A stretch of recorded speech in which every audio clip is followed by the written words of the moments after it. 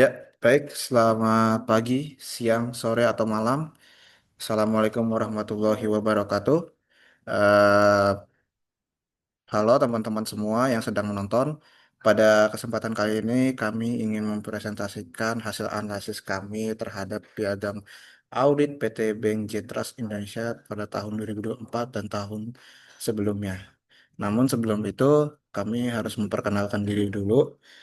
Eh, sa- Yang pertama adalah Zaki Tristiadi dengan NIM akhir 223 dan yang kedua adalah Raffi Handero Pratomo saya sendiri dengan NIM terakhir 175 dan yang terakhir adalah Muhammad Irfan Irawan dengan NIM terakhir adalah 171.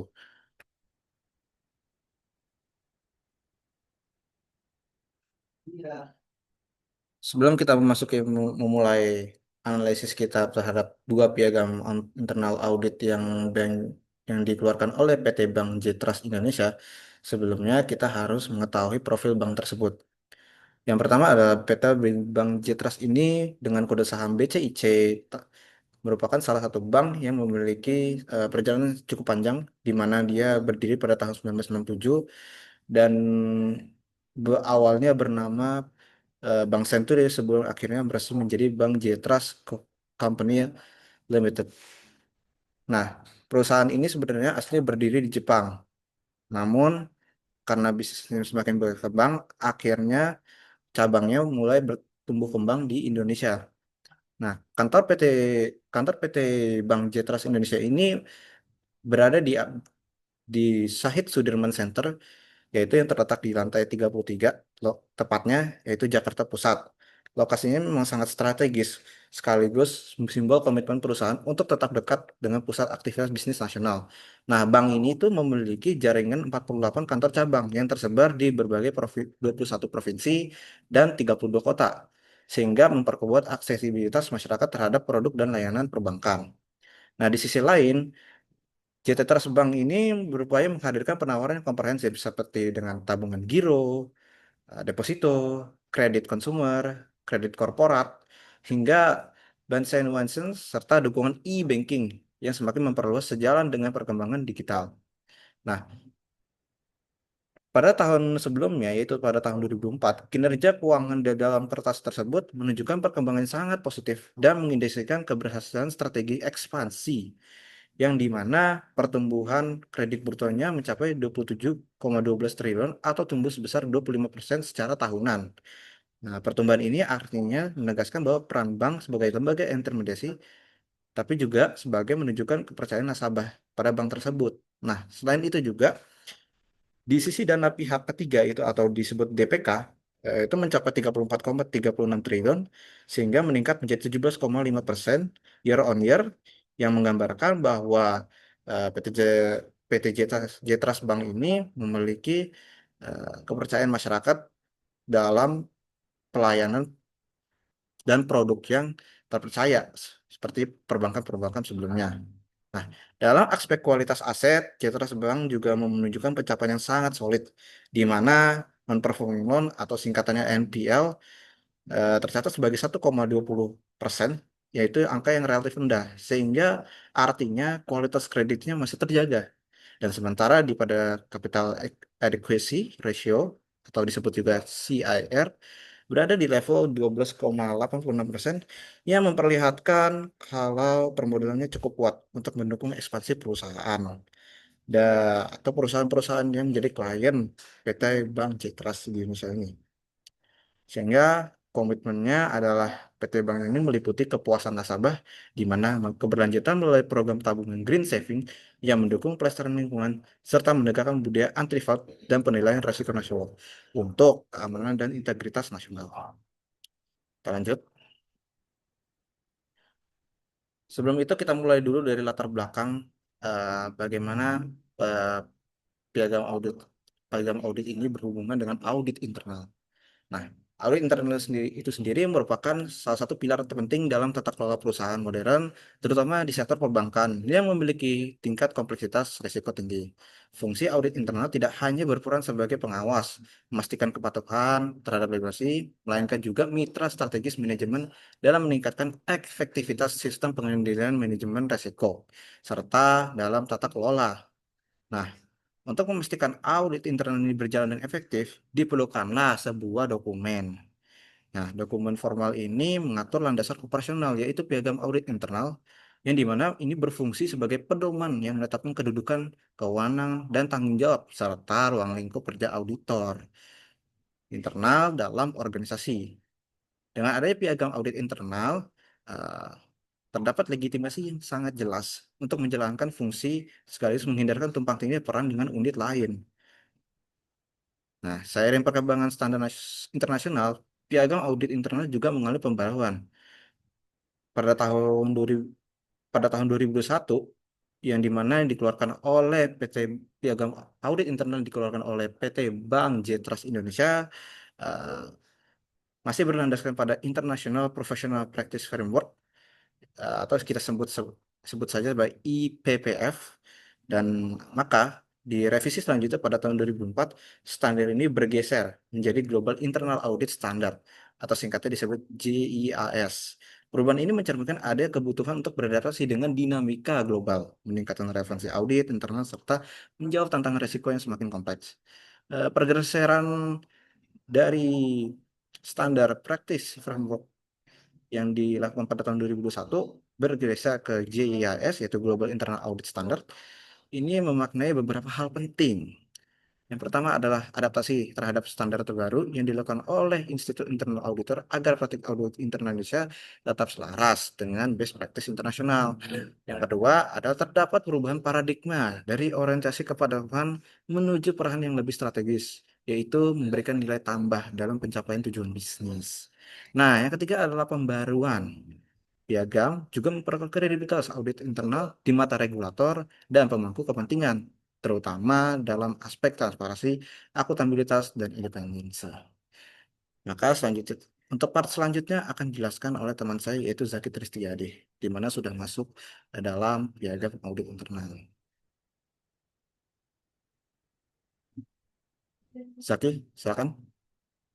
Baik, selanjutnya kita akan menyoroti bagaimana perusahaan menyesuaikan standar audit internasional dari tahun 2021 hingga 2024. Yang pertama ini ada acuan standar pada tahun 2021 menggunakan IPPF, lalu pada 2024 beralih ke GAIS atau Global International Audit Standard yang merupakan standar terbaru IIA. Dan yang kedua, independensi dan struktur. Kepala audit intern bertanggung jawab langsung ke direktur utama dengan jalur komunikasi independen ke Dewan Komisaris. Ini memperkuat objektivitas. Lalu yang ketiga ini ada visi dan misi. Kalau di 2021 fokus pada kepatuhan, maka di 2024 perannya lebih strategis menjadi mitra bisnis yang terpercaya dengan nilai transparansi, akuntabilitas, dan fairness. Selanjutnya, akuntabilitas pada tahun 2024, penekanan tambahan yaitu kewajiban melaporkan temuan signifikan ke OJK, eskalasi ke unit anti-fraud, serta penyampaian potensi pelemahan independensi. Boleh di next.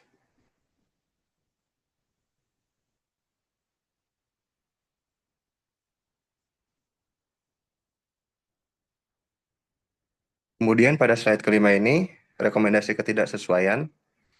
Yang pertama ini ada terminologi, ada perbedaan istilah antara assurance dan konsultan dengan assurance dan advisory. Rekomendasinya kita perlu menjaga konsistensi istilah. Yang kedua, jalur komunikasi. Tahun 2021 ada ke managing director, sedangkan 2024 hanya ke dirut dan komisaris. Disarankan menghindari intervensi eksekutif. Yang ketiga ada laporan audit. Dari audit rating berubah ke audit result. Rekomendasi yang kita berikan yaitu siapkan kebijakan transisi supaya konsisten. Selanjutnya, pengembangan SDM. Tahun 2021 belum ada ukuran yang jelas, sementara 2024 sudah ada ketentuan rinci, yaitu wajib 40 jam pelatihan per tahun. Jadi, perbedaan ini perlu diantisipasi agar tidak menimbulkan ketidaksesuaian dalam penerapannya. Boleh di next.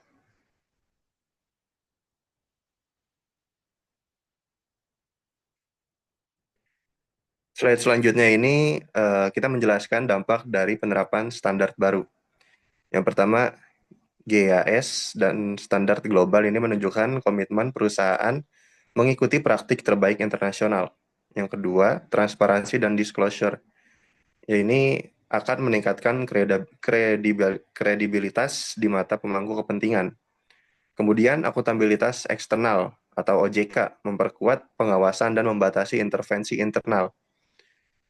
Selanjutnya, kompetensi auditor diwajibkan minimal 40 jam pelatihan per tahun agar kualitas tetap terjaga dan tantangan transisi dari audit rating ke audit result harus konsisten supaya kualitas penilaian tidak menurun. Jadi kesimpulannya, standar baru membawa peluang besar meningkatkan kualitas audit, tapi juga ada tantangan transisi yang perlu dikelola dengan baik. Selanjutnya akan dijelaskan oleh teman saya Irfan.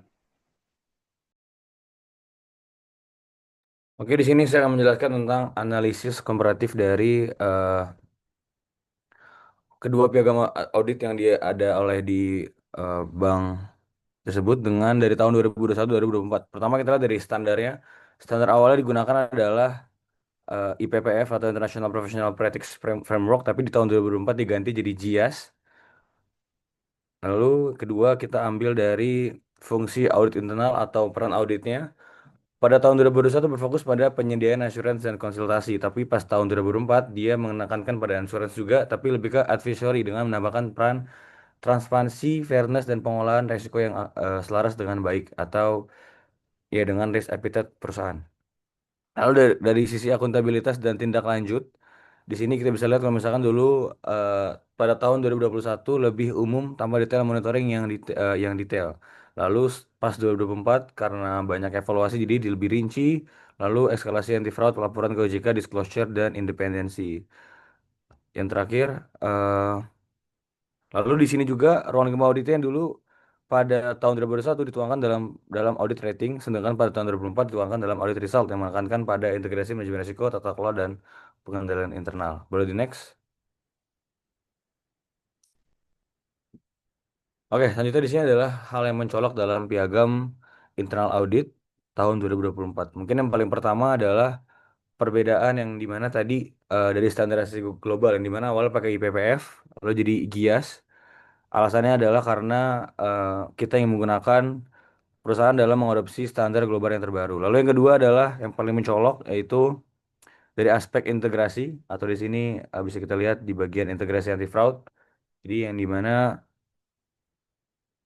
hal ini tidak dapat ditemukan pada piagam tahun 2021. Lalu pada tahun 2024 juga lebih eksplisit dalam mengatur transparansi. Di sini di transparansi dan disclosure. Jadi lebih dekat, lebih detail terkait dengan independensi dan potensi em, intervensi. Lalu yang terakhir adalah penggunaan terminologi yang tepat pada istilah yang ada di dalam piagam internal audit, yaitu yang dulu dipakai konsultan, sekarang dipakai menjadi advisory. Advice, dia dari kata advice. Memang boleh di next. Oke, karena kita ada kelompok terakhir, jadi kita punya quotes adalah audit internal bukan hanya pengawas, tapi juga mitra strategis dalam penciptaan nilai. Oke, next. Oke, kesimpulan dari kelompok kami yang kira-kira bisa dijadikan kesimpulan yang pertama adalah Piagam Audit 2024 memperkuat fungsi audit internal Bank Jitras yang dimana tadi banyak sekali perubahan-perubahan standar, lalu perkuat sistematika anti fraud dan lain-lain itu adalah salah satu bentuk dari fungsi memperkuat fungsi audit internal di Bank Jitras. Yang kedua adalah perubahan acuan yang dimana awalnya menggunakan IPPF lalu diubah menjadi GIAS atau Global Internal Audit Standards. Ini merupakan salah satu bentuk upaya global yang gimana bentuk eh,